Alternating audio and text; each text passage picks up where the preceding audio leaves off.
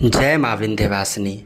प्रिय महानुभावों, मैं ज्योतिर्विद पंडित आशुतोष पांडे आप सभी को कृष्ण जन्माष्टमी की मंगल कामना प्रेषित करते हुए आपके सामने कृष्ण जन्माष्टमी पर अत्यंत महत्वपूर्ण प्रसंग लेकर उपस्थित हुआ हूँ, जिसे जानने के बाद कृष्ण जन्माष्टमी का आप पूर्ण रूप से पुण्य फल प्राप्त कर सकते हैं। इसलिए खूब भाव के साथ भगवान योग योगेश्वर श्री कृष्ण के श्री चरणों में प्रणाम करते हुए उनका ध्यान करेंगे। वंशी विभूषित करा नवनीरदाभात पीताम्बरादरुण बिंब फलाधरोष्ठात् पूर्णेन्दु सुंदर मुखादर बिंदु नेत्रात् कृष्णात् परम किमपि तत्त्वाहम न जानी। प्रिय महानुभाव,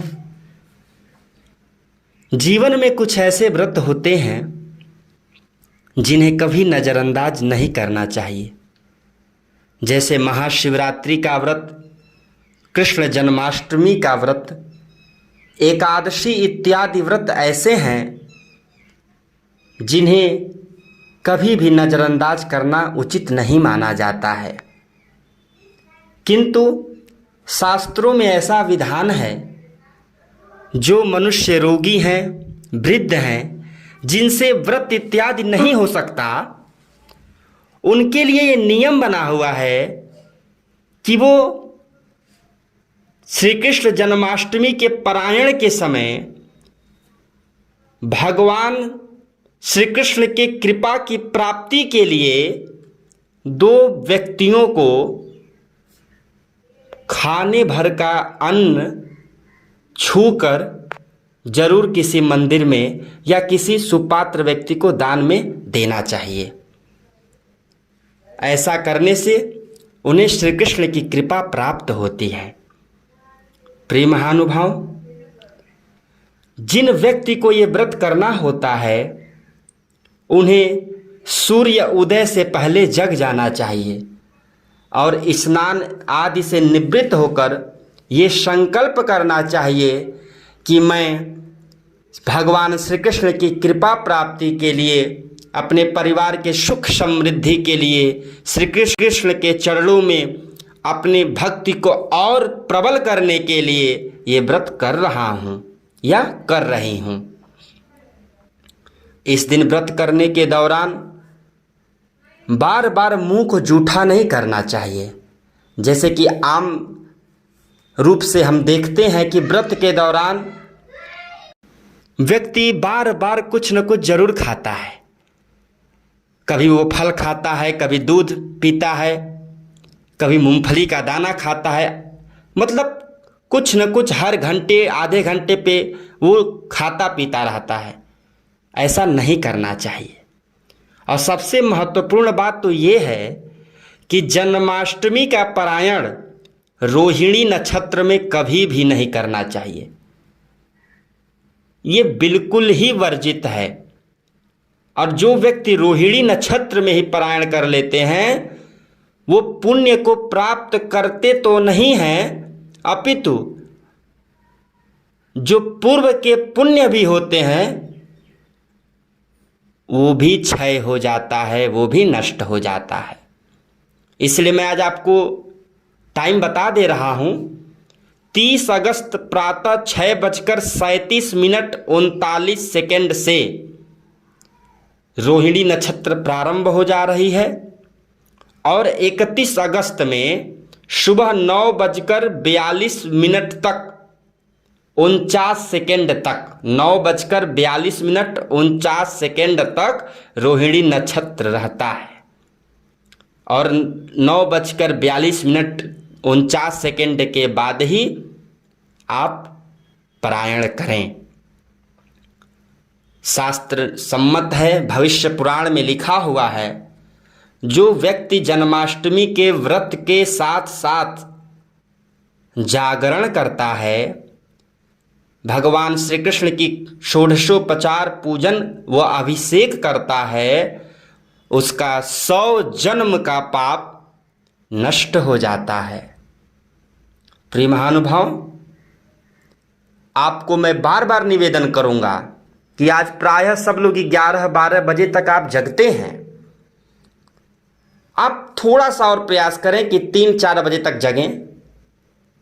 वैसे तो मैं ये कहूँगा कि 31 अगस्त को सुबह 9:42 तक रोहिणी नक्षत्र है। उसके बाद पारायण इत्यादि प्रसाद इत्यादि ग्रहण करके ही आप दिन में सो जाएं।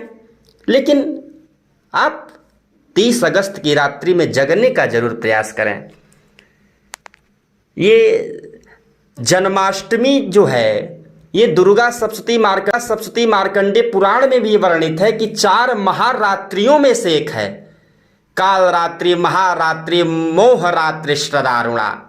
कृष्ण जन्माष्टमी की रात्रि, महाशिवरात्रि, दीपावली की रात्रि और होलिका दहन की रात्रि, ये 4 रात्रियां महारात्रि कही जाती हैं। ये सप्तती में भी है। तो किसी भी तरीके से प्रयास करें कि 30 अगस्त की रात्रि को जगें और भगवान श्री कृष्ण का पूजन अर्चन वंदन, उनके श्री चरणों का बारंबार प्रणाम करते हुए उन्हीं की याद में, उन्हीं के मंद मंद मुस्कान पे बलिहारी होते रहें। प्रिय महानुभाव, जो व्यक्ति जागरण नहीं कर पाते हैं किसी भी कारणवश, वो केवल नियम पूर्वक अगर जन्माष्टमी का व्रत ही करें तो ये नियम है, शास्त्र में ये लिखा हुआ है कि उन्हें एक अश्वमेध यज्ञ का पुण्य प्राप्त होता है। और भी शास्त्रों की बातें हैं कि जो व्यक्ति जन्माष्टमी के दिन अपने पितरों का तर्पण करता है, उनके पितर 100 वर्षों तक संतुष्ट हो जाते हैं। जिन महानुभावों के घर पे पुत्र या पुत्री अर्थात संतान जिन महानुभावों को न हो, उन महानुभावों को जन्माष्टमी के दिन लड्डू गोपाल भगवान के खूब भक्ति भाव से विहल होके, करुणा रूप से एकदम भाव विभोर होके उनके चरणों में प्रणाम करते हुए पूजन अर्चन वंदन करना चाहिए।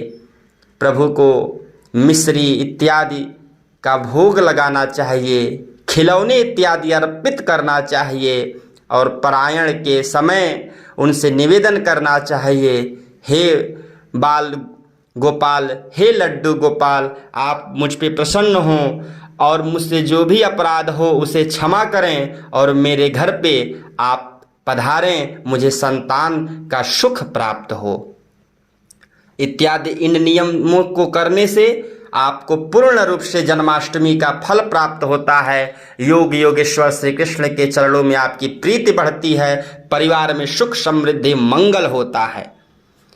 आपका दिन शुभ हो, मंगलमय हो। भगवान श्री कृष्ण आपके परिवार में सुख समृद्धि की बरसात करें। कोटि कोटि मंगल कामना के साथ जय मां विंध्यवासिनी, जय माई की।